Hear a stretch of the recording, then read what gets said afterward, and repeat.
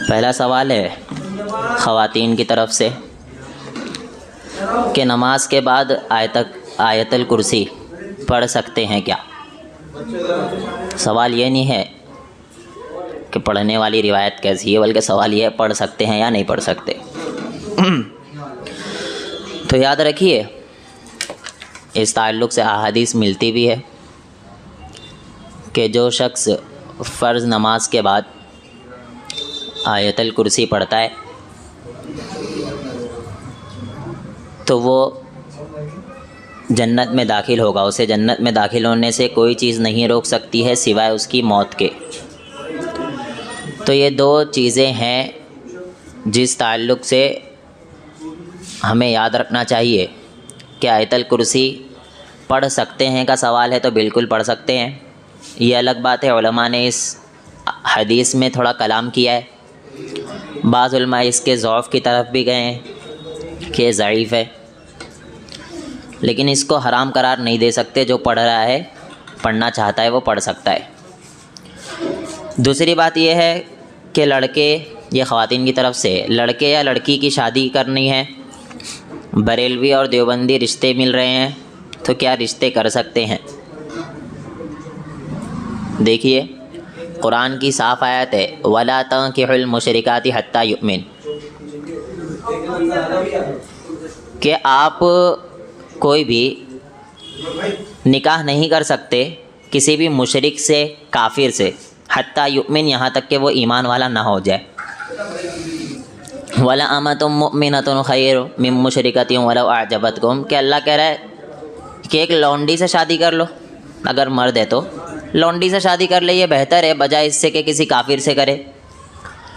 और लेडीज़ से अल्लाह ये कह रहा है कि आप किसी गैर मुस्लिम, जिसे आप अच्छे लफ्ज़ों में कह लो, जैसे मीडिया बहुत खूबसूरत बनाई है, नॉन मुस्लिम से आप शादी कर रहे हो भाग कर, तो इससे बेहतर ये है कि आप जो है वो किसी ग़ुलाम से शादी कर लो, यानी जिसके पास माल और दौलत कुछ भी नहीं है, उससे शादी कर लो। ये आपके लिए बेहतर है कि आप किसी गैर मुस्लिम के साथ भाग जाओ। ये आयत बयान करने का मकसद सिर्फ़ यही है कि शादी के लिए कैद ईमान और गैर ईमान है, मुसलमान होना और बोल लो गए। ये लोग को मत देखो, ये तो काम करते रहेंगे अपना, इधर रहो सब लोग। शादी के लिए शर्त सिर्फ़ मुसलमान होना और गैर मुस्लिम होना है। तो अगर आपके पास चाहे वो देवबंदी रिश्ते आए, चाहे वो बरेलवी रिश्ते आए, क्योंकि वो है कलमा गो और आपके भाई है, ऐसा तो नहीं ना वो काफिर है। क्या कर दियो आप लोग, आजकल बहुत आए मुफ्ती मार्केट में, सबको काफिर बना रहे, ये काफिर, ये मुशरिक, सबको जहन्नम में भेज दो, तो अकेला जन्नत में जाने वाला है। तो ऐसा बिल्कुल भी नहीं है। बल्कि अगर आपके पास देवबंदी बरेलवी रिश्ते आते हैं तो आप फ़ौक़ियत दोगे तौहीद वाले को। आप कोशिश करोगे कि आपको ऐसा बंदा मिल जाए जो अल्लाह रब्बुल आलमीन के साथ खालिस है, वो तौहीद वाला है, ऐसे बंदे की कोशिश करो। लेकिन अगर आपको नहीं मिल रहा है तो आप बरेलवी हो चाहे देवबंदी हो, दोनों से निकाह कर सकते। बात समझ रहे आप, नहीं समझ रहे? बजाय इसके कि आप जिना में पढ़ो, बुराइयों में पढ़ो। आप जानते ना आज निकाह नहीं होने की वजह से कितनी बेचारी हमारी बहनें परेशान हैं, कितना ज़्यादा तकालीफ़ में है। अगर आप ये कैद लगा दे बरेलवी देवबंदी से नहीं कर सकते तो और ज़्यादा मुश्किलात पैदा हो जाएगी। तो कोशिश करें तौहीद वाला मिल जाए, अगर नहीं मिलता है तो आप बरेलवी हो चाहे देवबंदी हो, इन लोगों से भी रिश्ता कर सकते हैं। दूसरा सवाल जो है वो ये है कि आँखों के बाल के ताल्लुक़ से, यानी आँखों के ऊपर आईब्रो जिसे कहते, आईब्रो कटाने के ताल्लुक़ से, कि जो हमारी ख़वातीन है ये बहुत ज़्यादा आईब्रो बना रही है। आईब्रो ही बोलते, कुछ और बोलते हैं यहाँ, आईब्रो ही बोलते हैं ना। बोले बहुत ज़्यादा आईब्रो बना रही है, और कहने पर क्या कहती पता, बोले शौहर को खुश करना है। और जाना किधर रहता है? शादी में। वो बोलते कि हमें शौहर को खुश करना है, इसलिए हम क्या कर रहे, आईब्रो बना रहे। और चेहरे पर जो एक्स्ट्रा बाल आ जाते, वो सारी चीज़ क्या ख़वातीन निकाल सकती है या नहीं निकाल सकती, ये सवाल है।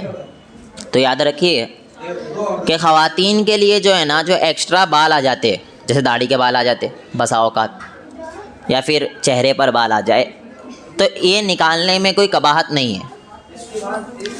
मसला सिर्फ वहाँ आएगा जहाँ आईब्रोज़ का मसला आएगा। रसूलुल्लाह सल्लल्लाहु अलैहि वसल्लम की क्लियर अहादीस हमें मिलती है कि अल्लाह के रसूल सल्लल्लाहु अलैहि वसल्लम ने इससे मना किया है। खामोश रहना थोड़ा, वहाँ पर सारे खामोश रहना, या फिर ऊपर चले जाओ। सवाल ये तो आईब्रो के ताल्लुक़ से है कि आईब्रो जो है रसूलुल्लाह सल्लल्लाहु अलैहि वसल्लम ने क्लियर इस चीज़ से मना किया है, आप नहीं बना सकते, चाहे मर्द हो चाहे औरत हो। लेकिन अगर किसी लेडीज़ के आईब्रोज़ जो है वो एक होता है खिलकत से हट के आए हैं, यानी जो एक फ़ितरत होती है, फितरी तौर पर आप किसी को देख रहे हो, उसके आईब्रो देख रहे हो, ये फ़ितरत है, उससे हट कर आ गए, यानी उल्टे सीधे बाल कहीं से निकल गए, तो बाज़ उलमा इसकी गुंजाइश देते कि जो एक्स्ट्रा हैं, जो खिलकत से हट के है, जो फितरत से हट के, उसे आप निकाल सकते हो। लेकिन इसमें भी अफजल और बेहतर चीज़ यही है कि आप आईब्रोज़ को बिल्कुल भी छेड़छाड़ ना करें। रसूलुल्लाह सल्लल्लाहु अलैहि वसल्लम के ताल्लुक़ से ही जब आप देखोगे, रहीकुल मख्तूम किताब बहुत बेहतरीन है सीरत के ऊपर, जब आप देखोगे तो उसमें आपको मिलेगा कि अल्लाह के रसूल सल्लल्लाहु अलैहि वसल्लम के जो आईब्रोज़ थे काफ़ी घने थे। वो तो मीडिया ने आपको आकर गुमराह कर दिया, खूबसूरती का मेयार थोड़ा अलग बना दिया, खूबसूरती ये करके बता दिया, वरना अल्लाह के रसूल के आईब्रोज़ घने थे, ये हमें मिलता है। तो आप जो है ख़वातीन हो चाहे वो मर्द हो, दोनों इस चीज़ का ख्याल रखें कि आप आईब्रोज़ बिल्कुल भी ना बनाएं, उसमें छेड़छाड़ ना करें, चाहे मर्द को खुश करने के लिए हो चाहे औरत को खुश करने के लिए हो। आपको खुश अल्लाह और उसके रसूल को करना है पहले। अल्लाह और उसका रसूल खुश है ना, तो फिर आपको जन्नत में हूरें ही हूरें मिलेगी। लेकिन आप अल्लाह और उसके रसूल को खुश करना छोड़ दोगे तो फिर आपको जहन्नम की वादी भी मिल सकती है, अल्लाह हम सबको बचाए। तो आईब्रोज़ के ताल्लुक़ से ये चीज़ याद रखें, उसी में छेड़छाड़ करने की बिल्कुल भी कोशिश ना करें। दूसरी चीज़ आता है कि कलर लगाने के ताल्लुक़ से सवाल है, बालों में, बाल में क्या कोई कलर लगा सकता है? मिसाल के तौर पर बसा औक़ात ऐसा होता है, दिल्ली का ट्रेंड कि नज़ले की वजह से वाइट हो जाते बाल, सही बात है, ज़ुकाम की वजह से बाल वाइट हो जाते बोलते लोग। अभी उम्र हुई नहीं है लेकिन बाल क्या हो जाते, वाइट हो जाते, उसमें वाइटपन आने लगता है। तो क्या वो अपने बालों को रंग दे सकते हैं? तो याद रखिए रसूलुल्लाह सल्लल्लाहु अलैहि वसल्लम की जितनी भी अहादीस इस ताल्लुक़ से जिसमें मना किया गया है, उसका एक अहम रीज़न है उम्र छुपाना, कि आप किसी को धोखा नहीं दे सकते हो। आपकी उम्र जो भी है, इंसान चाहता है कि मैं जवान दिखूं, सामने वाले को धोखा देने के लिए क्या करते हैं, कलर करा लेते हैं। तो इस चीज़ की इजाज़त नहीं है, इससे मना किया गया है। लेकिन अगर किसी की उम्र ही कम है और उसके बाल वाइट हो रहे हैं, देखिए इसमें उलमा की अलग अलग राय है, मैं आपको जो सबसे एक होता है बेहतर राय, मैं वो राय आपके सामने पेश कर रहा हूँ कि वाइट अगर किसी के उम्र से पहले हो जा रहे हैं, और मेरे असातिज़ा की भी इसमें यही राय है कि उम्र से पहले अगर वाइट बाल हो जाते हैं तो वो बंदे को इजाज़त है कि वो अपने बाल को कलर कर सकता है। समझ रहे हो बात? लेकिन अगर किसी की उम्र हो चुकी है, 40 मिसाल ले लो, 40 से क्रॉस हो गया, तो फिर अब उसको इजाज़त नहीं है, वो जैसे बाल हैं वाइट वैसे ही रखे। कलर में मेहंदी लगाने की इजाज़त है, वो मेहंदी लगा सकता है। रहा ये सवाल, और एक सवाल अहम कि लेडीज़ जो है क्या वो अपने बालों को कलर कर सकती है? लेडीज़ का भी सवाल। तो लेडीज़ के लिए भी यही हुक्म है, लेडीज़ के लिए भी यही हुक्म है। उसके बाद आता है कि मेकअप, 3D मेकअप आज चल रहा है, वो मेकअप इतना चौड़ा चौड़ा होता है, मैं तो इस बारे में ज़्यादा जानता नहीं हूँ, आप लोग बेहतर जानते हो कि वो मेकअप से क्या होता है, कोई अगर एकदम ज़ईफ़ है तो एकदम जवान हो जाती है मेकअप लगाते ही, सामने वाला धोखे में आ जाए ये तो बुढ़िया हुई थी और अभी अचानक जवान कैसे हो गई। और ये लगाकर शादियों में जाते नहीं जाते, शादियों में जा रहे खूब। और कई रिश्ते ऐसे भी हो रहे, पता, वो फ़ोटो भेजते आजकल फ़िल्टर लगा के फुल, वो स्नैपचैट खबीस आए लायक मैं पहले बोल रहा हूँ स्नैपचैट यूज़ करने से परहेज़ करो। तो वो फ़िल्टर वाले फ़ोटोज़ भेजते, और फ़ोटोज़ भेजने के बाद बेचारा लड़का देखता है। आजकल तो कुछ दीनदार अल्हम्दुलिल्लाह आ गए हैं जो लड़का लड़की को एक दूसरे को देखने देते तो है, लेकिन मेरा ख्याल है बहुत कम ही ऐसे अभी भी फ़िलहाल है। बोलते क्या देखने की ज़रूरत है, शादी हमने देख लिया, माँ बाप ने देख लिया, शादी जबकि लड़के को करना होता है, लेकिन देखते माँ बाप है जाके। कोई इसमें ऐप की बात नहीं, माँ बाप देखे एक्सपीरियंस उन्हें पता होता है क्या सही है और क्या गलत है।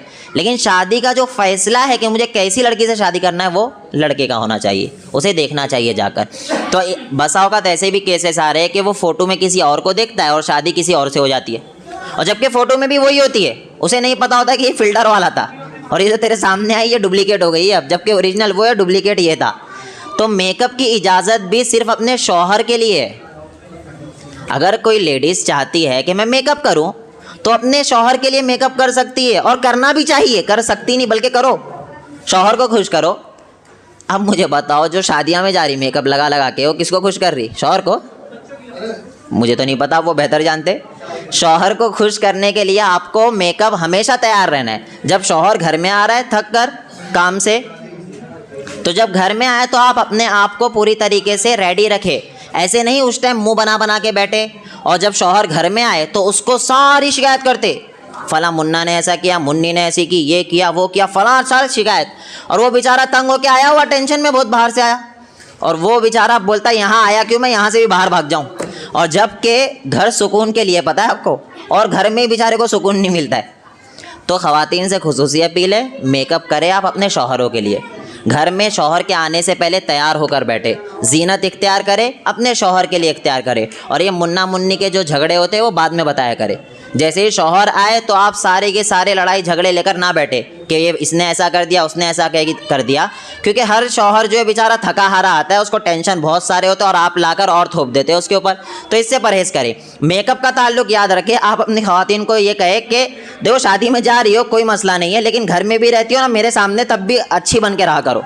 उल्टे सीधे कपड़े पहन के घरों में रहते हो और बाहर अच्छे कपड़े पहन के जाते हैं, ये बिल्कुल शरीयत के क्या है, खिलाफ है। एक अहम चीज़ और याद रखें इसी चीज़ में, खुशबू लगाने के ताल्लुक से। लेडीज़ खुशबू लगा सकती है या नहीं लगा सकती? तो लेडीज़, ये मैं क्यों ये सवालात तो खैर आए हुए, लेकिन इसमें अहम मैं इतना क्लियरिफिकेशन क्यों दे रहा हूँ, ये बहुत चल रहा है और लोग इसे मामूली समझ रहे, कर लो क्या मसला है। शौहर बेचारे परेशान है और ख़वातीन अपनी मज़े में।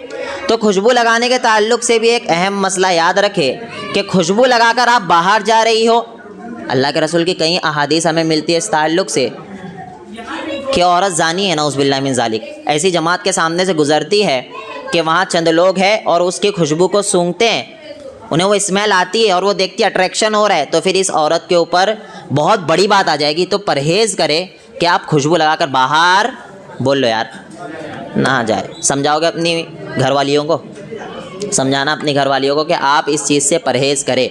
खुशबू, हाँ कोई लाइट खुशबू होती है जो बाजू वाले को भी ना आए, या फिर जो एकदम बाजू आके बैठता है उसको, तो ये चल सकता है। ऐसी खुशबू के और लोगों को भी जा रही है और अट्रैक्ट हो रहा है सामने वाला, तो इसकी इजाज़त बिल्कुल भी शरीयत के अंदर नहीं है। तो आप इस चीज़ से भी परहेज़ करें। फिर एक है मेहंदी लगाने के ताल्लुक से, एक आया कि लड़कों के पास जाकर मेहंदी लगा रहे हैं आदमियों के पास।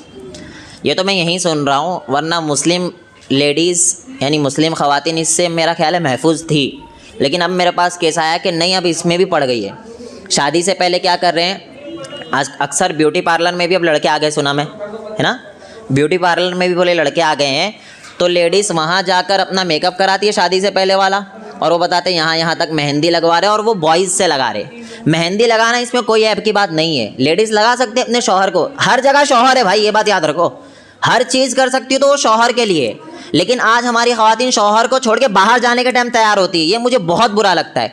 आप तैयार हो रही हो, आप मेहंदी लगा रही हो, ये सारी चीज़ें आपके शौहर के लिए होनी चाहिए, बजाय इसके कि आप बाहर जाने के टाइम तैयार हो, अच्छे अच्छे कपड़े पहने। दूसरी चीज़, मेहंदी लगाने के ताल्लुक से याद रखें, आपको बिल्कुल भी इजाज़त नहीं कि गैर महरम के हाथ में आप अपना हाथ दें, गैर महरम के हाथ में अपना हाथ दें। बहुत सी अहादीस मिलती है कि कील लेकर अपने दिमाग में ठोक ले, अल्लाह अकबर, ठोक सकते, कितनी बड़ी बात है, कील लेकर इंसान अपने दिमाग में ठोक सकता है। ये बेहतर है कि एक गैर महरम को अपना हाथ दे दे या गैर महरम को हाथ लगा ले। तो ख़वातीन को बिल्कुल इजाज़त नहीं है कि वो मेहंदी लगाने के लिए किसी गैर महरम के हाथ में अपना हाथ दे। और सबसे बड़े बेवकूफ़ वो है जिसकी बहन ये कर रही है, जिसकी बेटी ये कर रही है। इस ताल्लुक़ से मैं जुमा में आपको बताया हूँ सारी चीज़ें। तो इस चीज़ का ख्याल रखें, अपने घर की ख़वातीन को ये समझाए, ये सारी चीज़ों की इजाज़त इस्लाम में अगर है तो सिर्फ़ शौहर के लिए। शौहर के लिए आप तैयार हो सकती है, शौहर जो कहता है वो कर सकती हो, वो भी अल्लाह के रसूल सल्लल्लाहु अलैहि वसल्लम ने जो बाउंड्री बताई है उसके अंदर रहते हुए, उससे बाहर रहकर आप कोई भी चीज़ नहीं कर सकती। अल्लाह रब्बुल आलमीन अमल की तौफीक अता फरमाए। मैयत को कब्र में उतारने का मसनून तरीका, ये काफ़ी लंबा हो जाएगा, फिर मैं सरसरी तौर पर आपको बताता हूँ कि मैयत को उतारने के चंद अल्लाह के रसूल सल्लल्लाहु अलैहि वसल्लम के जो सुन्नत से तरीके मिलते हैं वो हैं। लेकिन इसमें एक चीज़ का ख्याल रखें ना, जब भी ये तरीके मैं बताऊं तो अगर कोई इसका अगेंस्ट करता है तो आप कब्र पे खड़े होकर लड़ाई झगड़े ना करें। मैंने ये चीज़ देखी कि वहीं पर फतवाबाजी चाल करते तो गलत कर रहा है, सही तो ये है। हर मौके नहीं होते कि आप वहाँ जाके लड़ाई झगड़ा करें, समझ रहे हो। मिसाल के तौर पर किसी घर में आप गए, या आपका ही घर है, घराना सारा बरेलवी है या देवबंदी जो भी है, वहाँ पर अब क्या चल रहा है, घर में अभी रिसेंटली मैयत हुई है, और मैयत होने के बाद कुछ उल्टी सीधी हरकतें होती, खुशबू लगाना या फिर क्या कहते हैं उसको, अगरबत्ती लगाना, ये सारी चीज़ें चल रही है। तो ये वो टाइम नहीं होता है कि जाकर वहाँ आप फतेहबाजी करें। एक टाइम होता है, एक वक्त होता है कि वो मामलात से जब वो निकल जाए गम से, जब जाकर आप समझाओ उन्हें क्या सही है और क्या गलत है। मैंने ये अपने आंखों से देखी हुई बात बता रहा हूँ। एक जनाजे में हमारा जाना हुआ दिल्ली में, तो वो कब्र में उतार रहे थे, तो मैं तो अपना पीछे खड़ा हूँ और एक और शायद आलिम थे गालिबन, वो भी पीछे ही थे, और सारे मुफ्ती कब्र के आजू बाजू खड़े थे। और वो सिखा रहे, पता क्या बोलते हैं, सर इधर नहीं रहेगा, सर इधर घुमा। वो बोल रहे नहीं नहीं पैर इधर रहेगा, और खूब लड़ाई कर रहे।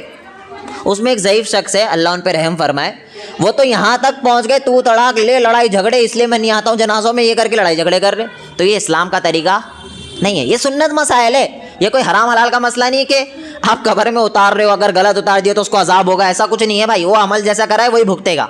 इस चीज़ का ख्याल रखिए। बताने का मकसद सिर्फ ये है कि जब मैं बताऊँ ना तो लोग इसके ऊपर अमल इतना करते कि जाके लड़ाई करने लगते कब्रों के ऊपर। तो ये इजाज़त आपको बिल्कुल भी नहीं है। जो एक तरीका होता है, उदउ इला सबील रब्बिका बिल हिकमा, कि अल्लाह के रब्बुल आलमीन के रास्ते की तरफ लोगों को हिकमत के तहत बुलाओ। हमें ये तो पता है, हक बात बोलता हूँ मैं, क्या बोलता हूँ, हक बात। तुझे ये नहीं पता है हक बात कहाँ बोलना और कहाँ नहीं बोलना है, हर जगह नहीं होती हक बात बोलने की। तो इस चीज़ का ख्याल रखें। तो मैयत को कब्र में उतारने के एक सिलसिले से मैं सरसरी बता दूँ आपको। सबसे पहले तो जो कफन दफन होता है, वो मामला गुस्ल के बाद कफन दफन का मामला हो गया। अब जनाजे को जब ले जाए तो इस चीज़ का ख्याल रखें, कंधा देने का भी बहुत ज़्यादा सवाब है, लेकिन उसमें भी लड़ाई झगड़ा ना करे। आपको मौका मिलता है तो कंधा दे, और ज़्यादा कोशिश करे कि बेटा अपने बाप का जनाजा है तो बेटा उठा कर ले जाए, और दूसरों को भी मौका दे। और फिर एक और चीज़ का ख्याल रखें, मिट्टी देने का भी बहुत ज़्यादा सवाब है। एक किरात पहाड़ के बराबर सवाब है, उहुद पहाड़ के बराबर सवाब है, बहुत ज़्यादा सवाब है। तो इन चीज़ों को हल्के में ना ले। अगर मोहल्ले में किसी का इंतकाल होता है, बरेलवी का इंतकाल हो गया, मैं क्यों जहाँ पे तेरा भाई था वो, अल मुस्लिम अखुल, बोल लो क्या हो बेटा, भाई कह रहे कि आवाज़ कम आ रही है हल्की। हाँ, अल मुस्लिम अखुल मुस्लिम, मुसलमान मुसलमान का भाई है। तो ये चीज़ों से निकल जाओ, बरेलवी देवबंदी मैं उनके पास क्यों जाऊँ, वही मेरे पास है, ये सारी चीज़ों से निकल जाओ। हम सारे मुसलमान हैं, इस चीज़ का ख्याल रखें। तो आप जब जनाजे में जाए तो आपको सुन्नत तरीका पता, और ये चीज़ बताऊँगा कि आप सारे आगे बढ़ के मुफ्ती ना बना करें, जो अगर अहले इल्म हो वो जो बताए उसी ताल्लुक़ से काम करे।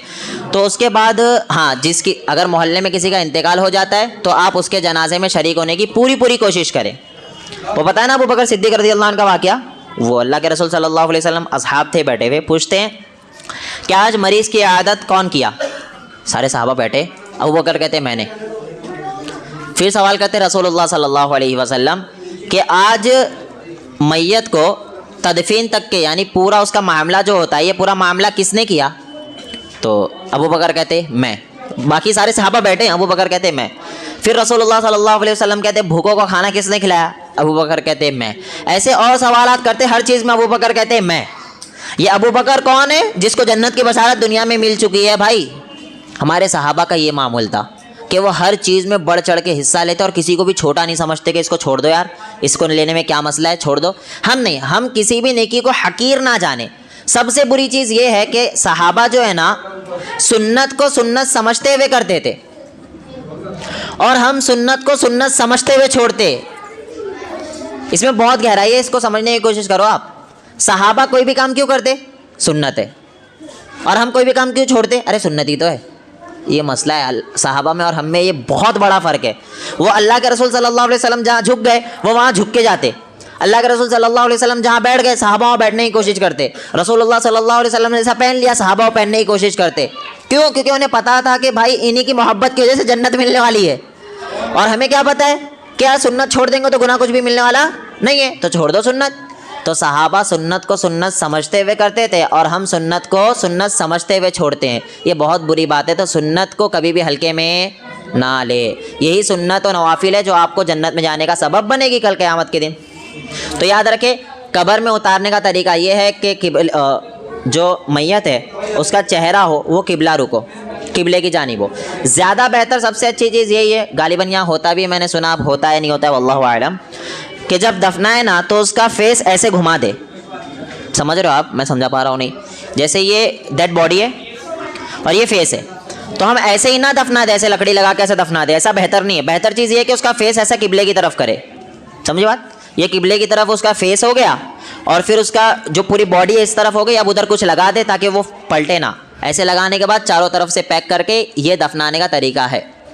चेहरा किबले की तरफ हो, पैर किबले के अगेंस्ट हो। अगर किबले की तरफ हो तो ऐसा जाए, ये किबला है तो पैर इधर सर इधर, और उसका फेस ऐसा घूम जाएगा और फेस इस तरफ आएगा।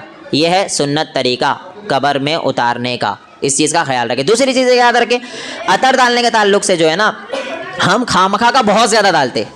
खुशबू की ज़रूरत ज़्यादा जिंदों को होती है ना कि मुर्दों को।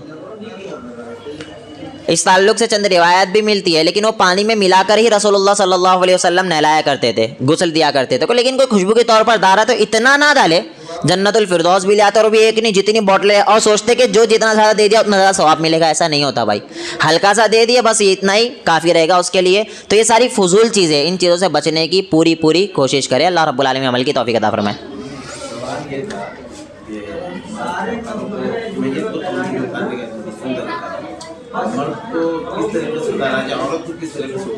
अच्छा, ये सवाल है। तो ये सवाल कुल मिला के ये कि एक डेड बॉडी है उसको कब्र में कैसे उतारा जाए, यही सवाल है ना। तो ये चीज़ याद रखें। पहली चीज़ तो ये है कि पहले ऐसा ले जाए मर्द को, समझ रहे बात आप? सर है ये, हाँ, उसको ऐसा ले जाए अंदर की तरफ ले जाए। और ये चीज़ का ख्याल रखें, कब्र की भी दो किस्में होती है। एक कब्र होती है लेहत अंदर वाली होती है, बगली कब्र जिसे कहते हैं, बगली भी कह सकते हो आप। रसूलुल्लाह सल्लल्लाहु अलैहि वसल्लम की यही कब्र है और असहाब की अक्सरियत की ये कब्र रही है। और दूसरी चीज़ एक शादी वाली कब्र और एक ये वाली कब्र। तो ये वाली कब्र भी मसनून कब्र है, यानी वो कैसी होती है पता है? ये कब्र है, उसके बाजू ऐसा और थोड़ा सा ये लोग हाँ हाशिया बना देते, और ये हाशिया बनाने के बाद डेड बॉडी जो है वो उसके अंदर जाती है, और उसके अंदर जाने के बाद वो यहाँ से पैक हो जाता है। एक तो ये भी सुन्नत कब्र है, ये भी कब्र होती है जिसको बनाना चाहिए। लेकिन यहाँ की मेरा ख्याल है ज़मीन ऐसी नहीं है कि वो इतना रुक सके, इस वजह से नहीं बनाते हैं और वो कोशिश करते हैं कि वैसे ही दफना दे। तो कोई मसला नहीं, दोनों कब्र बना सकते हो आप। और जब उतारे तो पहले सर की जानिब से ऐसे उतारे, मर्द है तो। और औरत है तो औरत का ख्याल रखे, कोशिश करना चाहिए कि उसका महरम ही हो। मेरा मानना है ऐसा हर किसी का होना चाहिए। अल्लाह के रसूल सल्लल्लाहु अलैहि वसल्लम के हमेशा से ये उसूल रहा है। जैसे हज़रत फ़ातिमा रज़ियल्लाहु अन्हा का वाक़या आपको याद है ना, उन्होंने कहा था मुझे रात में दफनाना। क्यों दफनाना? गैर महरम की नज़र भी मेरे जनाजे के ऊपर ना पड़े।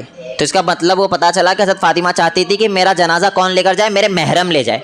तो कोशिश करे, आपकी बीवी है, आपकी बेटी है, आपकी बहन है, तो जो महरम है वही ले जाए जनाजा, और महरम ही उसको कब्र में उतारने की पूरी कोशिश करे, गैर महरम को वहाँ आने ना दे। बजाय ये भी हो सकता है कब्र खोदने वाला वो बोलता है लाओ, बोलना भाई तू रुके रे, ये मेरा जनाजा है, मेरे घर से आया हुआ, इसे मैं ही उतारूंगा। तो आप उतारने की कोशिश करें जी। अच्छा, मैयत को खाने को लेकर देखिए, मैयत का जो खाना होता है ना, रसूलुल्लाह सल्लल्लाहु अलैहि वसल्लम की अहादीस के मुताबिक आपका हक है कि मैयत के घर खाना पहुंचाए। समझ रहे हो बात? किसी के घर इंतकाल हुआ है तो खाना कौन पहुंचाए? पड़ोसी पहुंचाए। आप करीबी रिश्तेदार हो तो आप उनके घर खाना पहुंचाए, बजाय इसके कि आप जाकर बैठ के खाए। ये नहीं है सुन्नत। सुन्नत ये है कि आप उनके घर खाना पहुंचाए, और तकरीबन 3 दिनों तक चूल्हा नहीं जलाते वो, तो आप जो है उनके घर खाना पहुंचाओ। अगर पड़ोसी है तो उसका ज़्यादा हक है कि वो अपने पड़ोसी का देखभाल करे और उनके घरों तक खाना पहुंचाने की पूरी कोशिश करे, बजाय इसके कि आप जाकर बैठकर खाएं। तो दूर दूर से जो रिश्तेदार आते हैं, काफ़ी दूर से जो आते हैं ना, तो आप उनको भी खिलाने की कोशिश करें, कोई मसला नहीं है। मसला यहाँ पर यह आता है कि हर कोई जाके बैठ के खा रहा है मैयत के घर में, हर कोई मैयत के घर में जाकर बैठकर खा रहा है, तो इसकी बिल्कुल भी इजाज़त नहीं है, और ये एक तरह की बिदाअत है जिसको हम लोगों ने ईजाद कर लिया है। तो इस बिदाअत से पूरा अपने आप को बचाए। मैयत के खानों में बिल्कुल भी आप जाए ना, आप खिलाए जाकर, आप पहुंचाओ उनके घरों पर खाना। अगर किसी के घर में इंतकाल हुआ है, रिश्तेदार आपका था, तो रिश्तेदार जो है उनके घरों तक खाना पहुँचाने की पूरी कोशिश करें। एक चीज़ 40वां होता है, 10वां होता है, ये सारी चीज़ जो होती है ना, देखिए अल्लाह के रसूल सल्लल्लाहु अलैहि वसल्लम ने जब मैयत इंतकाल कर जाता है, दुनिया से चले जाता है, इन क़ता अमलहु इल्ला मिन सलास, 3 बताए, वलदिन सॉलिह, नेक औलाद, सदक़तिन जारिया, सदका जारिया, और तीसरा जो बताया ऐसा इल्म छोड़ कर गया है युन्तफ़उ बिही, जिससे लोग फ़ायदा उठा रहे हैं। तो ये 3 चीज़ों के ज़रिए एक मैयत को फ़ायदा पहुँचता है। समझ रहे हो बात आप सब? पहला क्या है बताओ आप लोग? नेक औलाद, वेरी गुड, माशाअल्लाह। दूसरा क्या है? सदका जारिया। तीसरा एक अहम क्या है? ऐसी चीज़ छोड़ कर गया है जिसके लोग फ़ायदा उठा रहे हैं, इल्म, ऐसा इल्म, जैसे कोई किताब लिख दिया अच्छी, और वो किताब पढ़ रहे लोग तो उसे फ़ायदा मिलेगा, सवाब मिलेगा। और मिसाल के तौर पर अगर कोई ऐसी वीडियो बना कर गया जिससे लोग फ़ायदा उठा रहे हैं तो उसका भी सवाब उसे मिलेगा। तो ये होता है ऐसा इल्म छोड़ कर गया जिससे लोग फ़ायदा उठा रहे हैं, इसलिए इतने बड़े बड़े उलमा किताबें लिख कर गए। सोचो इमाम बुखारी को कितना सवाब मिल रहा होगा, अल्लाह अकबर, सुबहान अल्लाह। इमाम बुखारी रहमहुल्लाह, इमाम मुस्लिम रहमहुल्लाह, ये सारे इतने किबार उलमा रहे हैं और इनको सवाल मुसलसल मिलता ही जा रहा है। अल्लाह उनकी मग़फ़िरत फरमाए, आमीन। तो इन चीज़ों का ख्याल रखें। 3 चीज़ें, तो इन 3 चीज़ों के बाद आप कोशिश करें आपकी औलाद नेक हो। पढ़ाओ, नूरानी कायदा पढ़ा दो, कुरान पढ़ा दो, कुछ भी पढ़ाओ ताकि वो पढ़े तो आपको सवाब कल को मिलता रहे। वो दुआ करेगी ना, वो दुआ का भी सवाब आपको मिलेगा। और नेक औलाद जो दुआ करती है वो रद्द नहीं होती है। आपका बेटा नेक रहेगा, वो दुआ करेगा अल्लाह रब्बुल आलमीन से, तो अल्लाह उस दुआ को रद्द नहीं करेगा। तो कोशिश करें नेक औलाद बनाओ अपनी। आप कॉलेजों में डाल रहे हो, यूनिवर्सिटियों में डाल रहे हो, कोई प्रॉब्लम नहीं, कॉलेज यूनिवर्सिटी जाए, लेकिन साथ में नेक रहे। आपको इस चीज़ की टेंशन नहीं, यार फजर की नमाज नहीं पढ़ा। हम क्या सोचते, कॉलेज जाने वाला है 7 बजे, सोने तो थोड़ा, है ना। अक्सर होता है, ऐसा नहीं होता, होता ना। बिल्कुल गलत है यार। आप बोलो तू 7 बजे कॉलेज जाने वाला है, ये मेरे काम नहीं आएगा, तू ये जो नमाज जाएगा ये मेरे काम आएगा। ये आपका तोशा है, तैयार कर लो अभी दुनिया के अंदर अपनी औलाद को।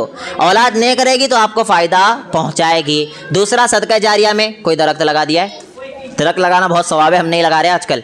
दरख्त कहीं लगा दिए हो, वो दरख्त बढ़ता है ना, तो दरख्त के नीचे जितने लोग बैठेंगे, कीड़े खाएंगे, जो भी खाएगा सारा सवाब आपको मिलता रहेगा। आप दुनिया से चले गए फिर भी आपको सवाब इसका मिल रहा है। तीसरा जो है वो क्या है, ऐसा इल्म छोड़ कर गया है जिससे लोग फ़ायदा उठा रहे हैं। ये 3 चीज़ें जिसके ज़रिए फ़ायदा उठाते हैं। सदका जारिया में ये चीज़ भी आती है। देखो, आप किसी गरीब को खाना खिला रहे हो, ये सवाब भी आपके वालिदैन को पहुँचेगा। उसकी दलील, वो रसूलुल्लाह सल्लल्लाहु अलैहि वसल्लम के पास एक शख्स गालिबन सहाबी आई और उन्होंने सवाल किया था कि मैं क्या कुआं खुदवा सकती हूँ। तो अल्लाह के रसूल ने कहा था जी हाँ, आप कुआं खुदवा सकते हो, क्योंकि ये सदका जारिया में आता है। तो आपके घर में चाहे वालिद का इंतकाल हुआ हो, चाहे वालिदा का हुआ हो, चाहे बहन का हुआ हो, चाहे भाई का हुआ हो, उसके नाम से आप गरीबों को खाना खिला सकते हो, सदका जारिया में आएगा। ये गरीबों को खिलाना है, ऐसे नहीं मुस्तंडे पहले इतना इतना पेट निकला हुआ है और उन्हीं को बुला रहे आप और वो खाना खा खा के जा रहे, कोई सवाब नहीं मिलेगा भाई। ऐसे को खिलाओ जिसको खाना मैसर नहीं है, जिसको खाना नहीं मिल रहा है। आप कोशिश करो ऐसे मसाकिन को ढूंढो जो बता नहीं रहे मुझे लेकिन उसको ज़रूरत है, आप उसको खाना पहुंचाओगे तो दिल से दुआ देगा। और उसे यह ना बताओ कि मेरे घर में कोई टपका है कब तब खिला रहा हूँ। अगर आप बताओगे ना तो वो दुआ करेगा, वो फलां तो बहुत अमीर था वो टपक जाए। तो बात समझ रहे हो आप। तो बिल्कुल भी आप जाकर ये चीज़ ना बताएं कि मेरे घर में किसी का इंतकाल हुआ है इस वजह से मैं खाना खिला रहा हूँ, नहीं, चुपचाप आप दे दे, वो खाना खा लेगा और आपको सवाब इंशाअल्लाह, आप जिसके लिए खिला रहे हो उसको सवाब मिल जाएगा। ये एक तरीका है। लेकिन इसमें दिन की कैद, बोलो 10वें की कैद, यानी 10 दिन पे ही खिलाना है ऐसी कैद नहीं, 40 दिन पर ही खिलाना है ऐसी कैद नहीं है। क्योंकि अगर 80 साल, 1 साल बरसी जिसे कहते हैं, हाँ 1 साल के बाद ही खिलाना है ऐसी कोई कैद नहीं। आप चाहो तो रोज़ खिलाओ, आप चाहो तो जब आपको अल्लाह रब्बुल आलमीन ने गुंजाइश दी जब खिला दो ताकि सवाब मिल जाए। और इस अहम चीज़ का ख्याल रखें, मैं बार बार कह रहा हूँ, ये खिलाना भी गरीबों को है। ये खिलाना भी किन लोगों को है, गरीबों को है। एक वाक़या बताऊँ आपको मशहूर, गौर से सुनना। वो एक शख्स था, एक मज़ाहिया तौर पर, लेकिन इसमें सबक बहुत डेंजर है। एक शख्स था, अल्हम्दुलिल्लाह उसको सही दीन का पता चल गया था। एक आलिम दीन बयान कर रहे थे कि उसे सही दीन का पता चल गया। अब उसको पता चल गया कि ये जो 10वां है, ये 40वां है, ये सारी चीज़ों की शरीयत में कोई गुंजाइश नहीं है, उसे पता चल गया।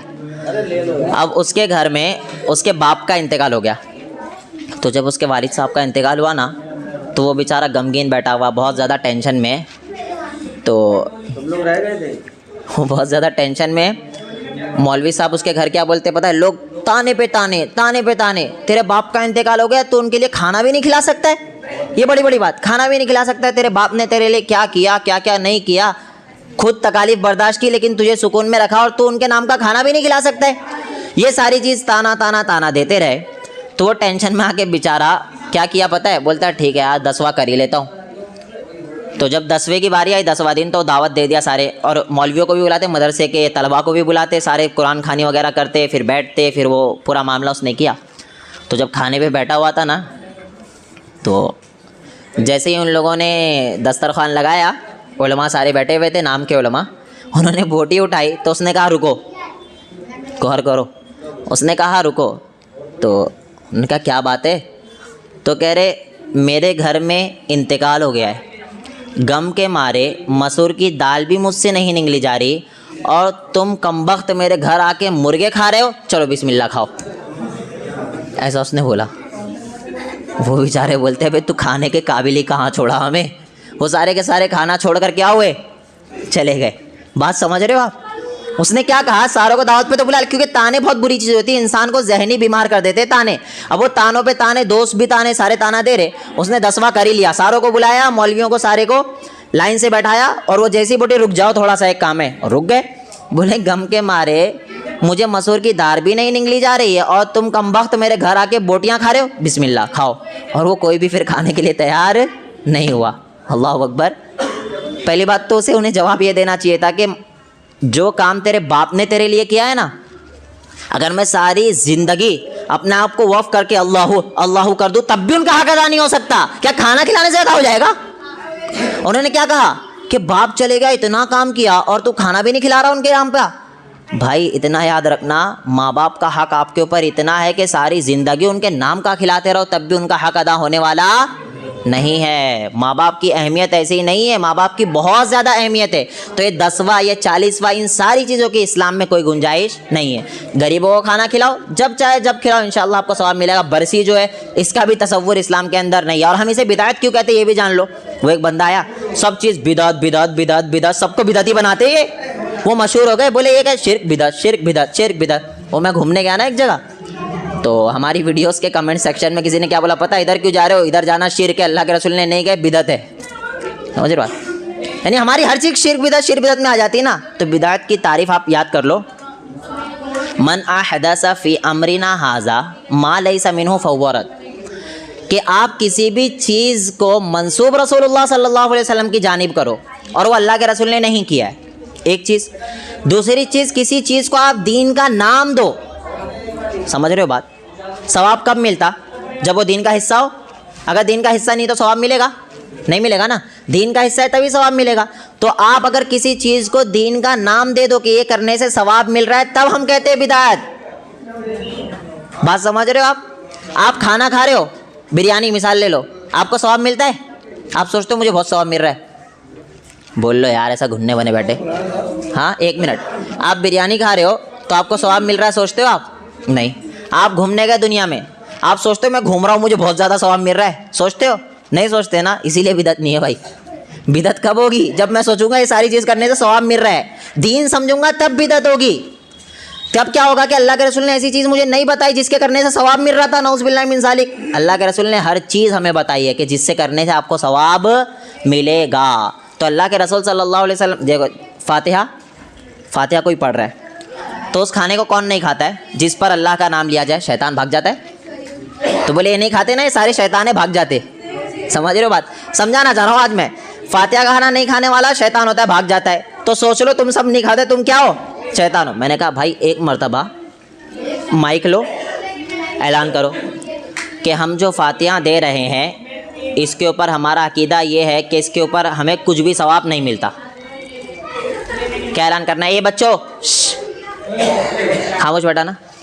आपको सिर्फ एक मर्तबा ऐलान ये करना है कि माइक लो, ऐलान करना है कि हम फातिहा दे रहे हैं, ये सिर्फ बरकत के लिए दे रहे हैं, कुछ सवाब वाब नहीं मिलता। बरकत का एक मसला, कोई सवाब नहीं है इसके ऊपर, हम सिर्फ ऐसे ही पढ़ रहे। आपकी पब्लिक आपको फातिहा दिलवाना बंद करवा देगी। भाई जब कुछ मिल ही नहीं रहा है तो क्यों करवाऊँ ये काम? समझ रहे हो बात? वो ये नहीं कहेंगे कि ये करने से कुछ नहीं होता। और जब आप ये कह रहे कि ये करने से होता है तो आपको दलील देना पड़ेगा कि नबी ने किया है या नहीं किया। बात समझ रहे नहीं समझ रहे? जा रही दिमाग में? कोई भी काम, माशाल्लाह देखो, कोई भी काम करने के लिए अगर आप दीन समझ रहे हो, दीन का हिस्सा समझ रहे हो, तो दलील चाहिए। मिसाल ले लो आप उसकी कि आप जो ये कहो कि फातिहा पढ़ने से मुझे सवाब मिल रहा है, ये सवाब जो मिला तो अब आपको बताना पड़ेगा सवाब क्यों मिला, क्या नबी ने किया या नहीं किया। समझे बात? अगर नबी ने किया है तो हम सब करेंगे, लेकिन अगर नबी ने नहीं किया है तो आपको पब्लिक को बताना पड़ेगा भाई ये नबी ने नहीं किया है और इसके ऊपर सवाब ववाब नहीं मिलता है। तो हम बोलेंगे ठीक है पढ़ो, कोई मसला नहीं। लेकिन जहाँ आपने सवाब का लेबल लगा दिया तो ये बिदात हो गई।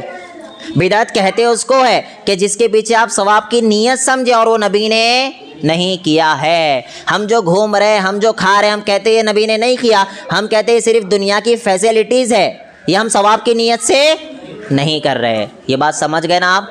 अल्लाह रब्बुल आलमीन अमल की तौफीक अता फरमाए। बोलिए। लड़की का रिश्ता अगर बरेलवी से कर दिया जाए, लड़की का लड़के का लड़की का हाँ रिश्ते आते हैं ना बरेलवी में से, आप बोलते थे ना कर देना चाहिए। अब लड़के का रिश्ता बरेलवी में कर दिया, हाँ हाँ वो कब्र पे भी जाता है, मजार पे भी जाता है, चादर भी चढ़ाता है। जब वो लड़की उसकी रोजा बन जाएगी, भाई बन जाएगी, तो उसको हुक्म मानना जरूरी होगा। फिर वो लड़की एक मोहित लड़की, फिर वो मुस्लिम बन जाएगी, तो उसका गुनहगार उसका बाप होगा, कौन होगा? माशाअल्लाह बहुत मान लो उसका बाप है ना, उसके बाप ने अपनी लड़की को सौंप दिया। हाँ अल्हम्दुलिल्लाह। एक मिनट, और वो नहीं मानेगी तो तलाक का नंबर आएगा। अच्छा सवाल है। नहीं अल्हम्दुलिल्लाह, दो एतराज़ है, मैं आपको कह लूँ एतराज़। पहला एतराज़ आपका ये है कि क्योंकि वो आप जाने के बाद शौहर की बात मानना उसके लिए ज़रूरी हो जाएगा, राइट। दूसरा एतराज़ आपका ये है कि मैंने कहा कि बरेलवी से शादी करा दो, राइट। और तीसरा एतराज़ ये है कि अब वो जो शिरक सारी चीज़ें करेगी तो इसका गुनाह जो है किसके ऊपर जाएगा। ठीक, पहले से चालू करो। पहला चीज़ तो ये कि मैंने ये नहीं कहा कि बरेलवी से कर दो, आपने ये नोट किया था। मैंने ये कहा था कि कोशिश करो कि तौहीद वाला मिले। मैंने कहा था कि पूरा अपना दिलो जान लगाओ कि आपको एक बंदा मुवाहिद मिले। अगर आपको मुवाहिद बंदा मिल ही नहीं रहा है, आपने बहुत कोशिश कर ली, बेटी की उम्र जा रही है, और आपको पता होना चाहिए एक मर्तबा जब बेटी की उम्र चली जाए तो फिर कोई शादी उससे करता नहीं है, चाहे फिर वो डॉक्टर बन जाए, चाहे वो कुछ भी बन जाए। मेरे पास एक वाक़या आया, वो बेचारी डॉक्टर थी, MBBS गालिबन उसने मुकम्मल कर लिया था, लेकिन उसकी एज 35 क्रॉस हो गई थी, उसका शादी नहीं हो रही थी, जबकि वो डॉक्टर थी, कोई शादी नहीं कर रहा था। तो जब उसकी उम्र जा रही है और उसको तौहीद वाले रिश्ते नहीं मिल रहे हैं, तब आपके पास ये इजाज़त है कि आप बरेलवी या देवबंदी किसी से भी कर लो, बजाय इसके कि आपकी बेटी गुनाह में पड़े, क्योंकि वो आपके सामने नहीं पड़ेगी।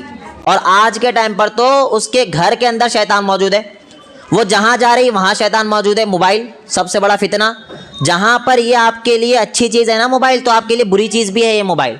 तो आपकी बेटी की ज़िंदगी जहन्नम बना देगा अगर निकाह ना हो और वो जिना की तरफ चले गई। तो अहादीस के अंदर मिलता है कि जब एक इंसान जिना करता है मोमिन, तो उससे ईमान उठा लिया जाता है। सुभान अल्लाह, अल्लाहु अकबर। ईमान उठाने का क्या मतलब? अब वो गया, काफिर हो गया, और अगर उसी हालत में मौत आ गई तो सोचो। तो आप जिना के करीब बिल्कुल भी ना जाओ। नौजवान मेरी बात सुन रहे हैं, जिना के करीब बिल्कुल ना जाओ। माँ बाप अगर आपकी बात नहीं सुन रहे, शादी नहीं करा रहे, आप इस काबिल हो कि शादी कर सकते हो तो शादी कर लो, बाप को मत बताओ, लेकिन जिना के करीब मत जाओ, क्योंकि अगर आप जिना के करीब चले गए उस वक्त ईमान उठा लिया जाता है। ये मैं सिर्फ लड़कों से कह रहा हूँ, लड़कियों से नहीं। लड़की के लिए वली शर्त है। मैं लड़कों से कह रहा हूँ, आप इस काबिल हो गए हो कि आप जिम्मेदारी उठा सकते हो, आप इतना कमा रहे हो कि आप अपने साथ साथ बीवी का भी खर्चा उठा सकते हो, लेकिन बाप बीच में आ रहा है, माँ बीच में आ रही कि अभी तेरी उम्र ही क्या है, तो आप माँ बाप की बात सुनेंगे? बोलो नहीं। बात समझे? ये सिर्फ कहने का इसीलिए कि आप जिना के करीब नहीं जाओ। जिना के करीब गए, ईमान उठना कोई छोटी बात बिल्कुल भी नहीं है। अब दूसरी तरफ आओ, अगर बेटी जिना में पड़ गई तो बहुत ज़्यादा उसके लिए वबाल हो जाएगा। तो वो क्या है? बरेलवी की तरफ जाओ। जो अल्लाह से उम्मीद करो कि अल्लाह मेरी बेटी जहाँ भी रहे खुश रहे। दुआ करो कि अल्लाह उसे हिदायत दे दे उस लड़के को। दुआ से दुआ करो। दुआ जो है तकदीर भी बदलती है, ये बात याद रखना। लेकिन वो तकदीर में लिखा हुआ होता है कि बंदा दुआ करेगा और इसकी मैं तकदीर चेंज होगी। तो दुआ करो रो रो करके मेरी बेटी जहाँ गई है अल्लाह उसको राह रास्त पे ले आए। तो ये पहला ऑप्शन तौहीद है। जब नहीं मिलेगा तब आपको यहाँ आना है। दूसरी चीज़, ला ताअत लि मखलूक़िन फ़ी मासियतिल्लाह, उसके लिए अल्लाह की नाफरमानी में किसी मखलूक की इताअत जायज़ नहीं है।